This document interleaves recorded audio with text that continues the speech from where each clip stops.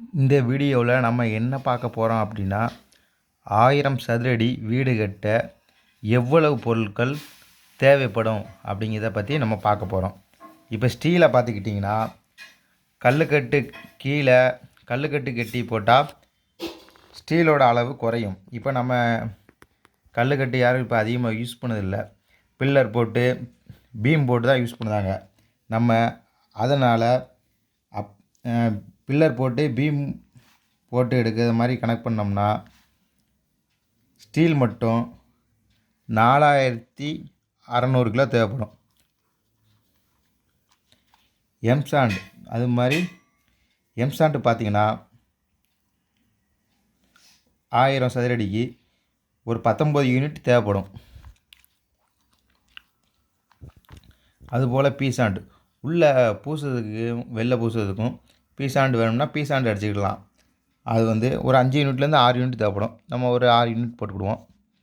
முக்கால் ஜல்லி கீழே காங்கிரீட் போடுறதுக்கு, பெல்ட்டுக்கு, எர்த் காங்கிரீட்டு போடுறதுக்கு, புட்டிங் காங்கிரீட் போடுறதுக்கு, ரூப் காங்கிரீட் போடுறதுக்கு எல்லாத்துக்குமே சேர்த்து 3/4 இன்ச்சு ஜல்லி 12 யூனிட் தேவைப்படுது. அதுபோல் நில மட்டத்துக்கு கீழே 1 ஜல்லி தேவைப்படுது. அது எவ்வளோ தேவைப்படுதுன்னு பார்த்திங்கன்னா 4 யூனிட் தேவைப்படுது.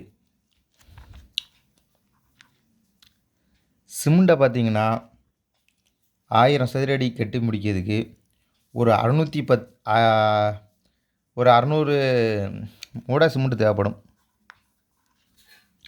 அது மாதிரி செங்கல் பார்த்திங்கன்னா 1000 சதுரடிக்கு எவ்வளோ செங்கல் ஆகும் பார்த்திங்கன்னா ஒரு 15000 கல் தோராயமாக ஆயிரும். இது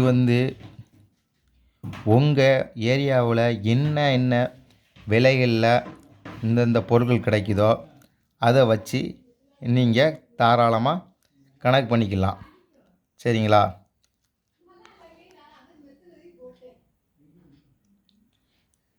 இப்போ இது போக பிளம்பிங் வேலை இருக்குது, தலவரச கல் இருக்குது, கப்பி அடிக்க வேண்டி இருக்குது, நிறையா சின்ன சின்ன வேலைகள் இருக்குது.